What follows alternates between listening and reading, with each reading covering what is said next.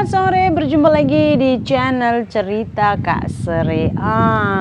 Hari ini saya mau cerita lagi sama kalian. Nah, di video saya yang semalam saya bilang kan besok saya akan ceritakan apa itu jalur belakang. Oke pemirsa, saya sendiri sih mendengarnya dari orang-orang. Ada 3-4 orang yang bercerita kepada saya.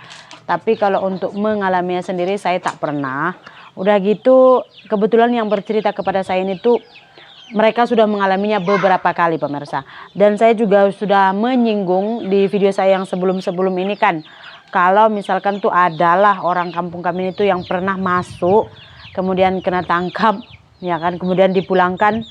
Artinya kalau kita udah kena tangkap. And then kita dipulangkan ke negara kita. Kita kan udah di blacklist ya. Biasanya dia blacklist seumur hidup atau blacklist 5 tahun minimal ya kan. Tapi dia tuh enggak. Dia tuh balik ke sini tuh 2-3 bulan tuh dia balik lagi ke Malaysia pemirsa. Ya. Sebenarnya saya tuh hanya bercerita kepada kalian tanpa menyalahkan siapa-siapa karena pasti ada desakan kenapa mereka sampai sanggup mengetepikan keselamatan nyawa mereka. Karena gini, kamu pilih yang mana? Mati saat berjuang atau mati hanya tak melakukan apa-apa? Istilahnya kamu tuh duduk di kampung. Udah gitu nggak ada income, nggak ada apa-apa gitu. Hanya duduk di kampung gitu. Kelaparan ya kan. Karena di sini tuh agak susah cari kerja, ya kan. Daripada kamu harus berani mengambil resiko, ya kan, untuk mencari pekerjaan merubah nasib.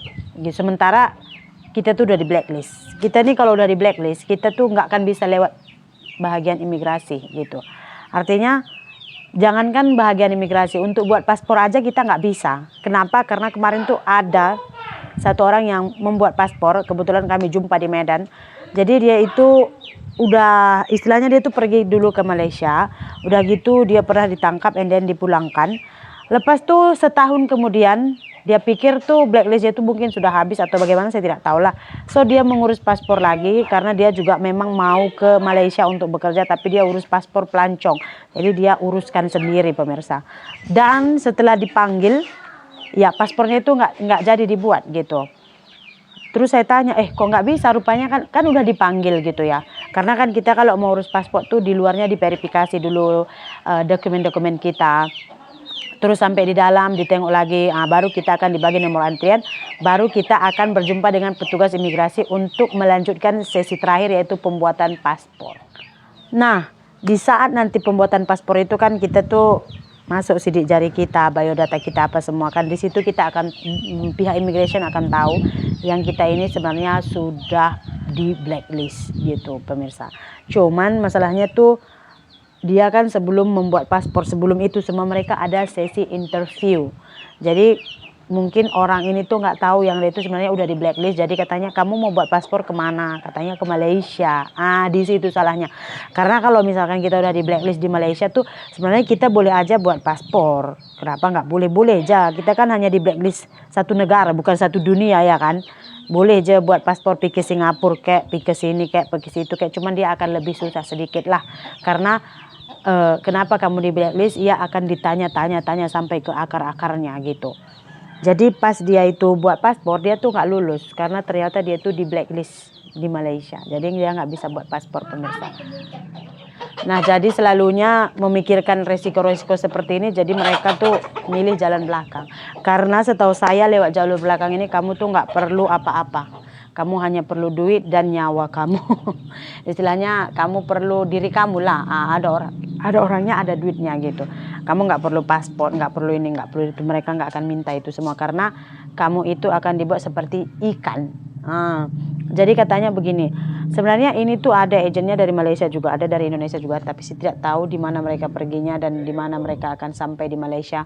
Terus di Indonesia dari mana mereka berangkatnya, itu tuh udah termasuk sangat-sangat membahayakan diri saya ya kan. Saya hanya cerita kepada kalian lah. Karena kita juga memberikan informasi apa-apa, kita kena tapis-tapis semua. Yang tahu tahulah, yang tak tahu tak tahulah, begitu pemirsa. Tapi kalau kalian tanya saya misalnya kan kayak ini saya buat video seperti itu, ada juga yang inbox saya, Kak Sri kalau macam ini gitu pemirsa, saya nggak tahu ya. Kalau kalian mau urus lah, saya hanya menceritakan kepada kalian dan saya nggak ada kena mengena dengan agen-agen siapa-siapa ya. Oke.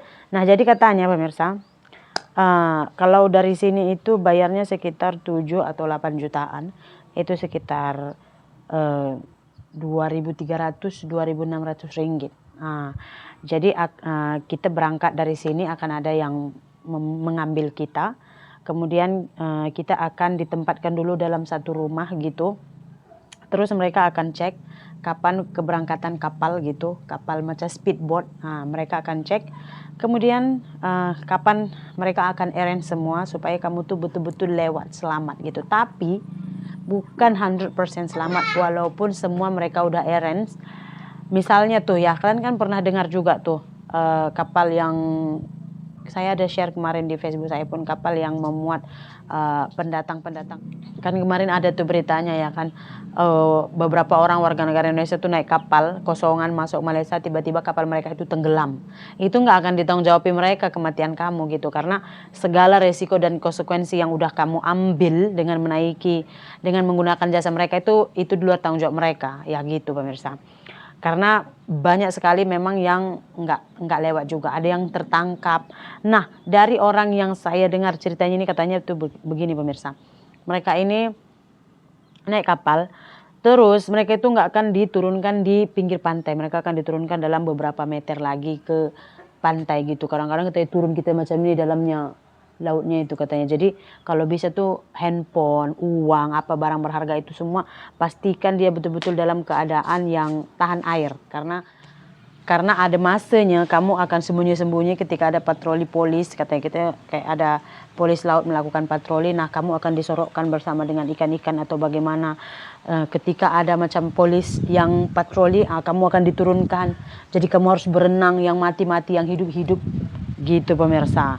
Jadi mereka akan turun segini. Dia pernah katanya tahu, dia turun, duit dia 700 ringgit itu yang dia bawa dari Malaysia pulang hanyut.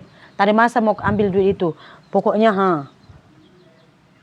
harus berenang, takut ditangkap polis.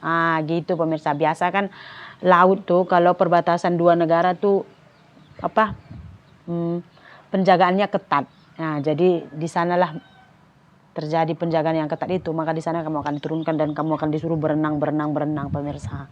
Gitu. Dari sini juga ada, dari Malaysia juga ada, tapi di mana mereka naik, bagaimana mereka turun itu saya tidak bisa ceritakan kepada kalian lah. Tapi jalur ini tuh selalu digunakan oleh orang-orang yang sudah berpengalaman. Contohnya yang udah beberapa kali keluar masuk Malaysia dan mungkin mereka sudah di blacklist, tapi mereka itu masih lagi mau bekerja ke sana gitu. Karena kan kalau macam yang saya bilang, kalau udah di blacklist ya kan, jangankan untuk pergi, buat paspor aja kadang udah susah. Sementara mereka itu diharuskan untuk cari uang, di kampung gak ada apa-apa ya kan. Jadi mereka beranikan diri, mati kalau mati, hidup kalau hidup. Gitu pemirsa. Makanya saya nggak sepenuhnya menyalahkan seperti itu, cuman kalau misalkan terjadi apa-apa sama kamu, pihak keluarga janganlah pula, ini mana tanggung jawab pemerintah, kenapa nggak di ini, kenapa nggak di itu. Gitu, karena kamu sendiri yang cari penyakit, betul tak? Jadi itulah apa yang saya maksud dengan jalur belakang pemirsa, dan itu tuh banyak agen-agennya. Kalau di kampung kami itu cukup famous lah itu pemirsa. Senang aja kita nak cari-cari itu semua, dan memang mereka uruskan dari kita berumah, naik dia suruh naik ini nanti ada yang tunggu, naik itu naik ini. Kalau dari sini tuh 7 atau 8 jutaan. Kalau dari Malaysia tuh katanya sekitar 1.700 ringgit pemirsa. Jadi begitulah dia, banyak tuh mereka gunakan ya kan. Jadi itulah dia jalur belakang yang saya beritahu kepada kalian pemirsa. Ada yang sudah pernah melakukannya. Bagaimana? Sangat-sangat adventure. My life, my adventure ya kan. Sangat-sangat berbahaya kan. Tapi itu semua sanggup dilakukan semata-mata demi mengubah nasib.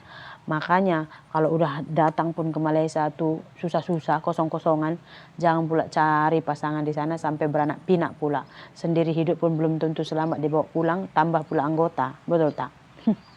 Oke lah, untuk sore ini cerita Kak Sri sampai di sini saja. Kita jumpa lagi di cerita Kak Sri berikutnya. Bye bye.